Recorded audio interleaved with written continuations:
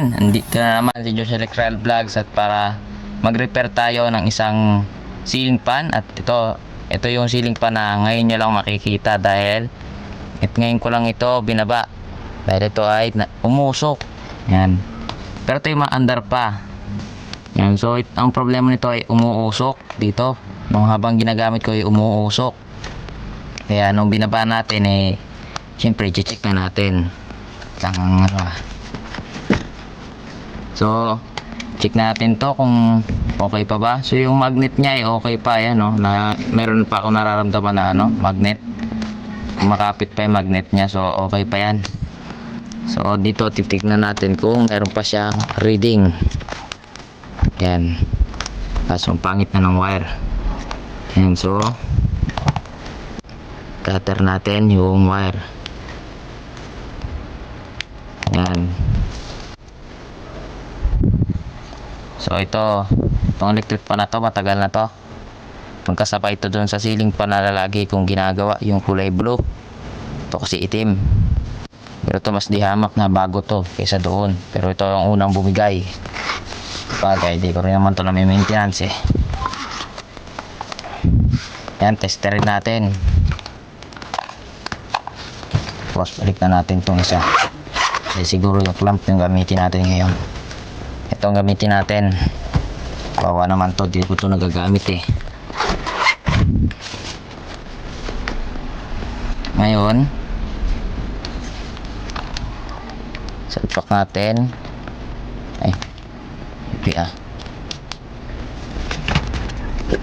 yan, tester natin. Ito yung test prod, kaso nakabuhol-buhol. On natin. Yan, ayan, naka-on na. So dapat 2000 ohms tayo. Ayan, naka 2000 ohms ka. So tumiilaw lagi, hindi na mamatay yung ilaw. Ayan mo na, ayaw na mamatay yung ilaw niya kaya diferensya na. So yan, gumagana. Yan, kaso ba't ganyan ang reading? Ito may reading na, kung sira na. Kagom kumabalik yung nangyari dito kung ayaw na, lobat na ito. Pahirapan pa tayo, sira na pala to. Ayusin natin to next time. Sira pa nga, okay lang gagawa na, nasiraan pa ng tester. Aning ang gamitin natin. So nadali yung tester ko na isa, nadali. Nasira. Yan, mahirap pag nadadali yung gamit, sisira. Tester natin dito.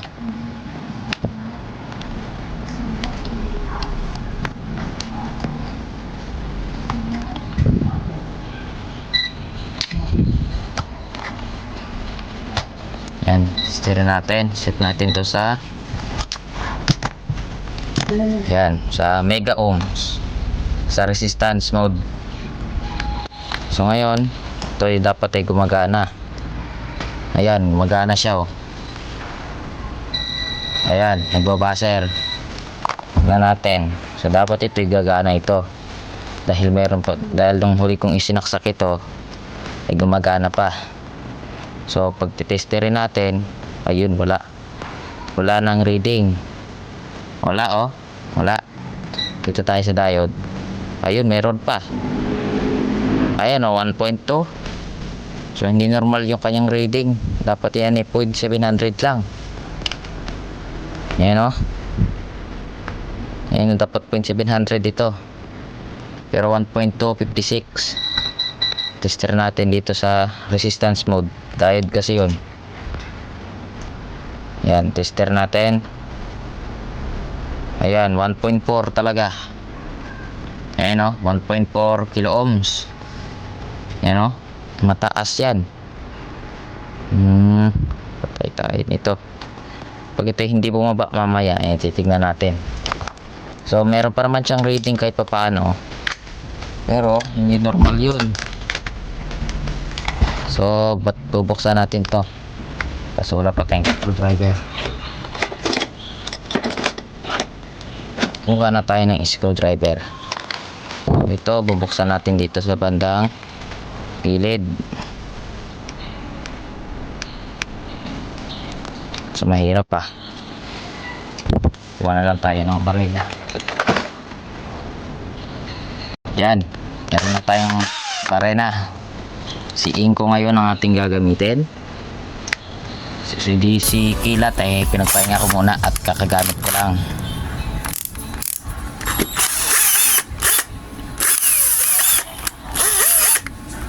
Yan, okay pa naman to.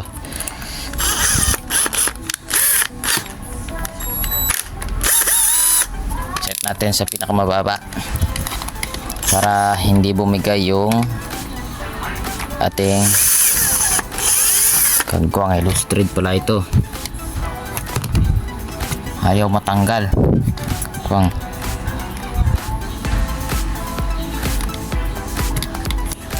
Ayaw matanggal ah. Ayan, ayaw matanggal. Ayun, umangat din. Ayan, so nalustred din pala to. Ayan, natunaw oh. Tunaw. Ayan oh. Ayan. Natunaw.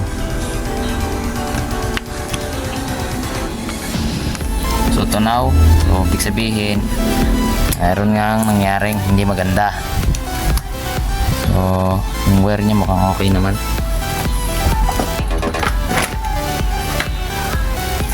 Subukan natin pagpagandang muna. Daming alikabok.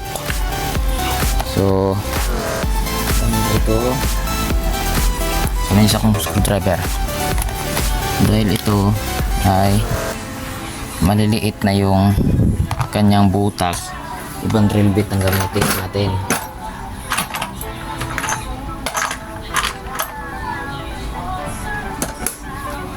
Itong drill bit ang gamitin natin para mabuksan yan. Mga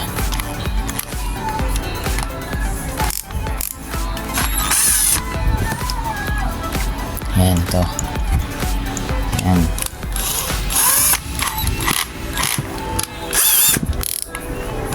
Set 1. Ano na? Ito na natin progress.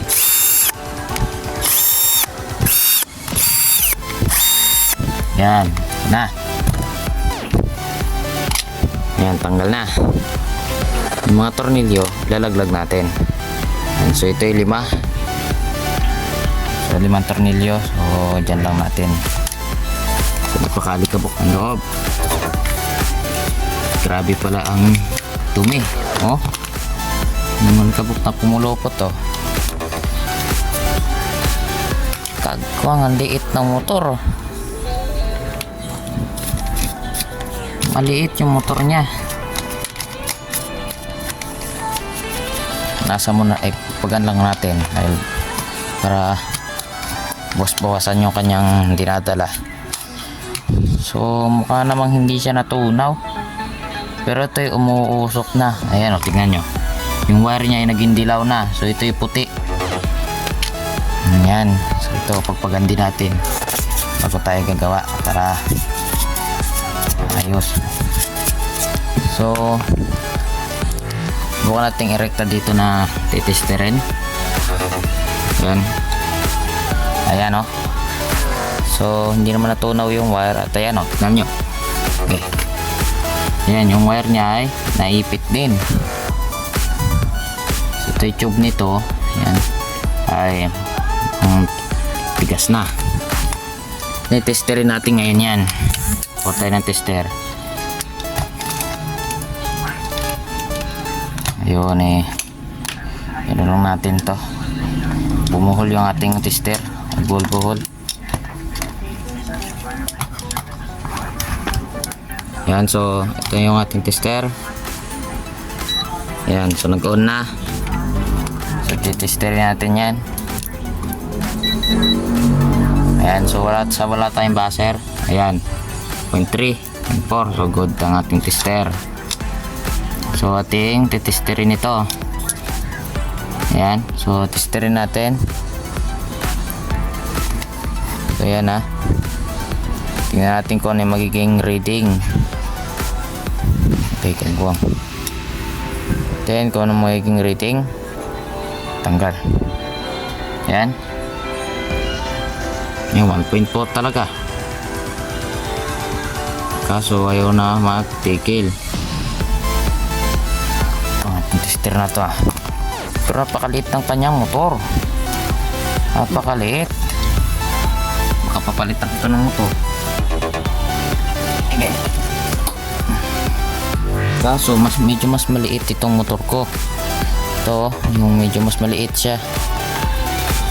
So bala ko ito ikakabit ko dito. Subukan na lang natin. So ating tatanggalin yung clip. Gamit tayo ng nipper. Nipper na mapurol na. Baka maputol eh. Okay, ayaw. Tanggalin natin yung clip. Ayan. Ito yung C-clip nya So mag-focus ng camera ko. Ayan. Yan yung C-clip nya. So matibay ang C-clip nya. Ayan. Ayan. So, tignan natin kung parehas ba yung ano ng tornilyo nya. So mukhang parehas naman. Ito, kaya ba ito makasuksok? Hindi. So subukan natin ito yung gagamiting motor. Dahil napakaliit na motor nito. So tanggalin lang natin. Dito para hindi natin masira yung kanyang motor. Ano lang natin. Hindi na tayo gagamit ng barina dyan. So ito yung motor, kung makatatandaan nyo yung motor na ginawa ko nung last video. So tester natin. Ayan, so ganyan dapat ang marireading. 651 ohms. Yan, ohms dapat yan. Itong motor niya ay kilo ohms na. Ano na to, 1.4 kilo ohms. Ito 0.6, ibig sabihin ohms pa yan, 654 ohms. So ayos pa to. Hindi kagaya dito na hindi na maayos ang kanyang reading. So hindi na natin ito gagamitin kung sakali. So tanggalin lang natin yung gamit. O yan, hindi natin na-convert. Ayaw. So itong motor na ito ang ating gagamitin. Choice tayo. Pero bago yan, titingnan natin yung tanso nya. Baka nisira na. So para pag makita natin kung sunog nga pa talaga ito, tingnan natin gagawin. Ayan. Ayan, tanso nga ito. Tanso Mostly clip pan hindi ganito ang kanyang wire. Pero ito ay tanso. Ayan, so ito nga ay tanso. So okay ito. So, ito na lang gamitin natin kaysa dito dahil ito, ang kanyang motor ay aluminum. Ayan, ito. Ayan. Ito pala. Ayan tingnan niyo yung pagkakaiba. Ayan yung loob niya gold ng kulay, tanso talaga. Ito hindi. So yung maliit talagang gagamitin natin kasi yun ang mas maganda. So mas maganda yung gamitin. So yun ang ating gagamitin. Ilang natin yan. Ito mga to, yun ang natin gagamitin yan. So ito, balik natin dito. So sa kanyang lagayan. So subukan na lang natin na ito na lang gagamitin.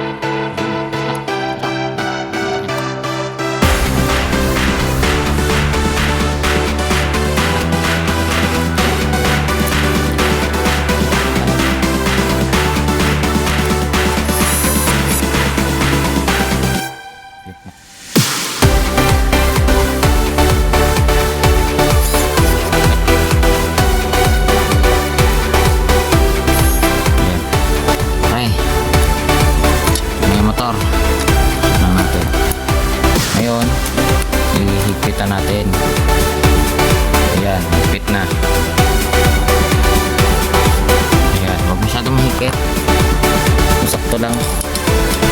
So ito ay makakapasok pa rin dito. Pasok natin. O yan. So maginhawa pa rin naman siya, pero ito ay mayroon ng gas-gas. Ayan, mayroon ng gas-gas. Meron na nakakapa. So ngayon, lilihain natin na manipis yan dahil hindi naman masyadong malalim. So ito, ihihinang muna natin. Ayan, so hindi pa natin nahihinang, pero po mainit na ito yung soldering iron natin, kaya ihinang na natin. So iusog lang natin yung tripod para hindi hindi sagabal yung tripod natin sa paggalaw natin. Ito mainit na yata ito. So kuha tayo ng soldering bit.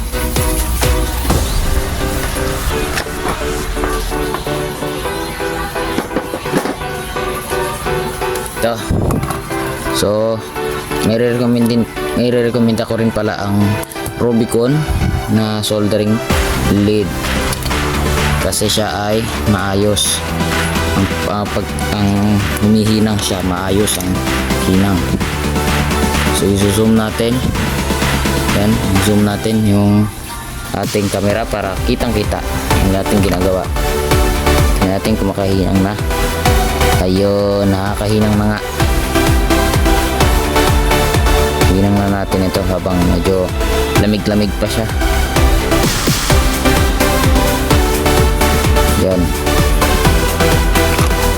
Natin kung nahinang. Hindi. Yung isa hindi Hinang pa natin yung isa. Yung isa ihihinang ko pa. Ito. Hindi siya nahinang na maayos.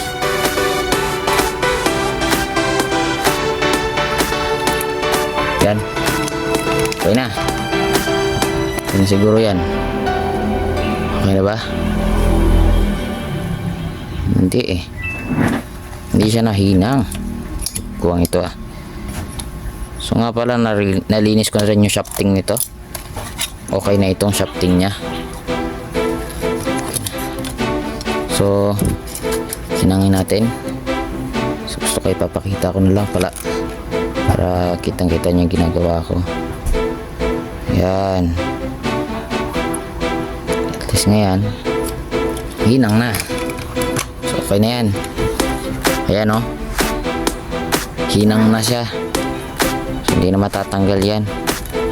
Ganun din itong isa. So ano ba ito? Ayan. Okay.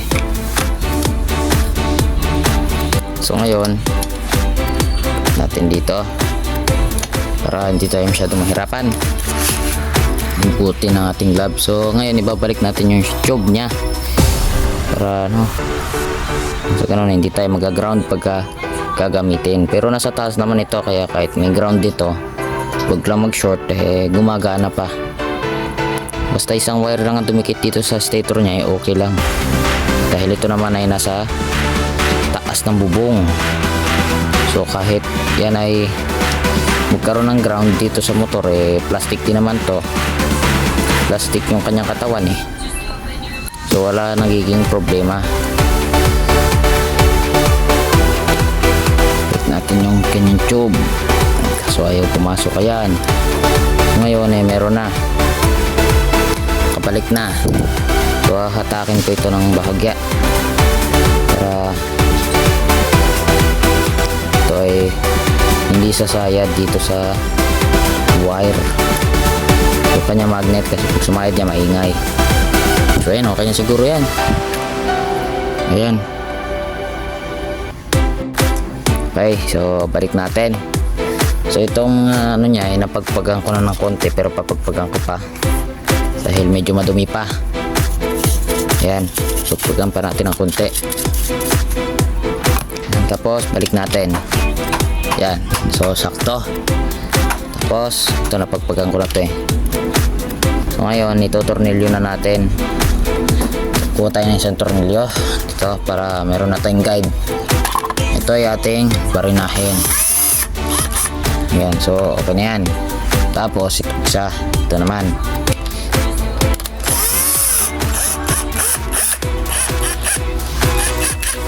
Okay, very good. At hindi naman to masyadong malakas yung ating barena.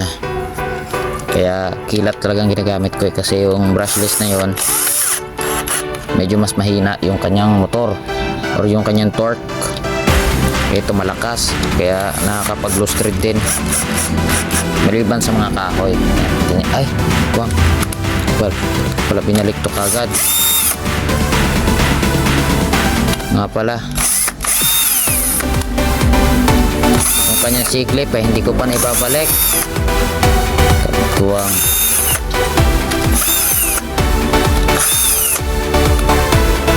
paggawa nga.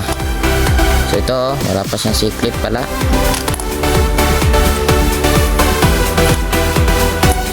Pagguwang ito po kung ano na. Tignan ko nang may balik ito nang walang C-clip. So ito ibabalik ko lang. Ayan. Ay, wala nibalik.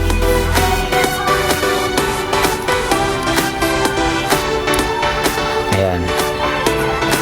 Ayaw Ang gagawin natin dyan, lalangisan pala muna natin para maayos ang kanyang gagalaw. Ang kanyang pag-ikot. Smooth. Hindi natin langis. So, sinsya na kayo sa takip ng aking langis at hindi yan yun, langisan na. Gantuhin lang natin para kumakalat. Yan, so kumakalat naman na yata. May langis na ba? Wala pa. Ayun, may langis na. So lagyan na natin dito langis, ayan. So tapos ikakalat natin. Yan, tapos kapit natin ito. Bam. Gantuhin lang natin para smooth. Yan. So okay na okay. Pagpagan lang natin yung gilid para hindi maingay siya pag gumagana. So pinapagpagan yan dahil magnet yan. Pagka may bakal na pumailalim dyan dito sa magnet, may iingay yan. Iingay yung inyong clip-pan. Kaya kailangan na tinatanggal yan. Yan. So yan may langis na. Ibabalik na natin. Yan. Tapos balik natin yung langis. Baka matapon. Yan. C-clip. Saan si C-clip? Baka nawala pa. Yun, C-clip. C-clip ay ipitin natin dito sa nipper. At pagka ipabalik natin yan, ayun. Yan na, okay na. So, okay na siya. Yan o. Yung natatanggal at may play. Ayan na, meron siyang clearance. Pag walang clearance yan, hindi yan gumagana. Gagana man siya, oo nga, gagana nga pala siya kahit wala itong clearance, pero hindi nakakahinga yung kanyang motor. So, pero okay lang ito, kahit wala itong clearance ay okay lang. Ako kasi wala akong spacer nito. Mas maganda kasi talaga may play yan para yung langis ay pagka gumagana, kumakalat din. So ngayon, totoo na ito. Balik natin yung kanyang tornilyo. Yan. Isa. Yan. Okay. Tapos, may isa. Yan. Tapos, isa pa.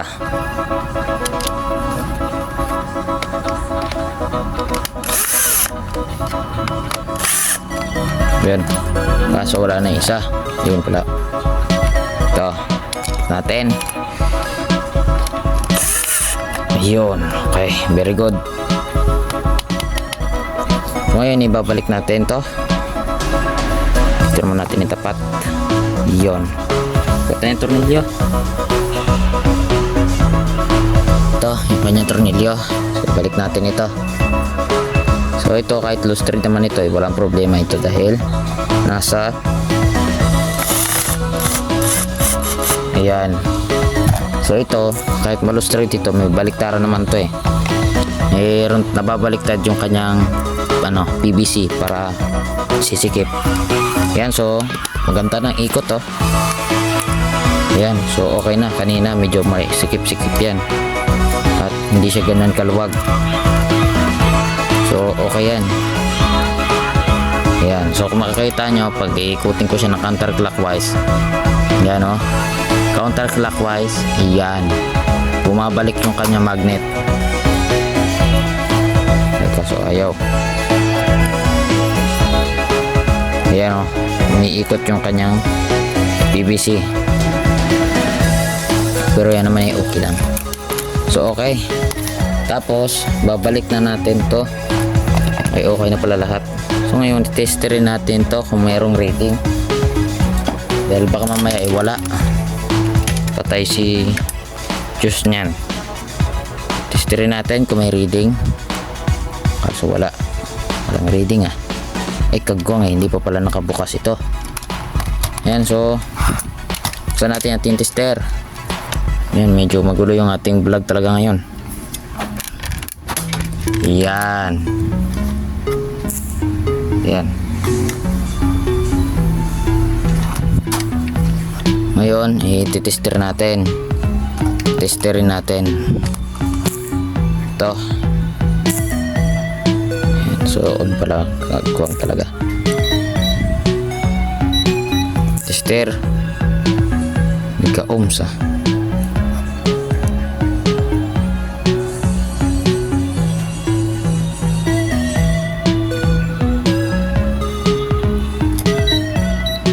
Reading. So ganun din. Lalo nasira oh. Testerin natin ang gamit ang clip, alligator clip, dahil baka mamaya yung kamay ko din kasi isa ito. Yan, so minsan kasi itong tester ko ay nagloloko dahil sa hand resistance or yung sa ating resistance sa kamay, pero normal lang naman yun kasi siyempre sa kamay ko merong resistance yan. Lahat naman tayo merong resistance sa kamay. So ngayon ititesterin natin. Mahirap pag magbaklas kabit. Kalimutan ako sa itong testerin kanina. Ayun, bumaba oh. Bumaba siya sa 1.2. Yan, so kanina hindi yan 1.2, 1.4 yan. Tingnan nyo. Ayan. Hindi, 1.4 din dito. 1.4 siya dito sa resistance. Ayan oh. Ayan. 1.4 siya. So okay. Okay ito. Susubukan lang natin na isasaksak ito. Pero bago yan, lilikpitin na natin yung ibang gamit na hindi naman gagamitin para matester. Testing natin. So ngayon, gamit tayong LED. Yan. So na-sample na natin. Yan na siya oh. So papaanda rin natin. So isasaksak ko ito sa test valve. Ano ko ba gagawin ito? Distansya lang natin yung ating camera. Wow.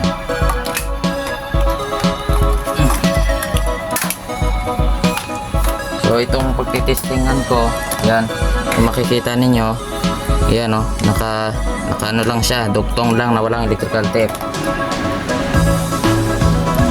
So medyo delikado ito pagka ganito. So pag mag-testing kayo, lagyan nyo ng electrical tape. Sasaksak ka nyo.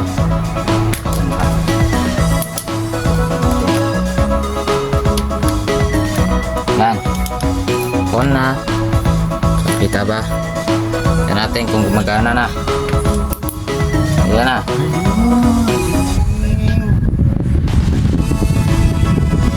Yan, gumagana na. Kaya natin. So ganituhin naman natin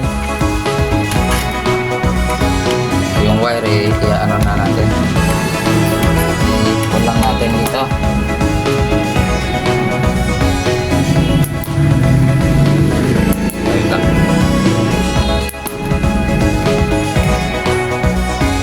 O yan, yun na. So hindi na uusok. Patayin lang natin yung saksakan. Pumutok pa. So okay na to. So ikakabit ko lang to dun sa taas at kung natin bibidyoan ulit.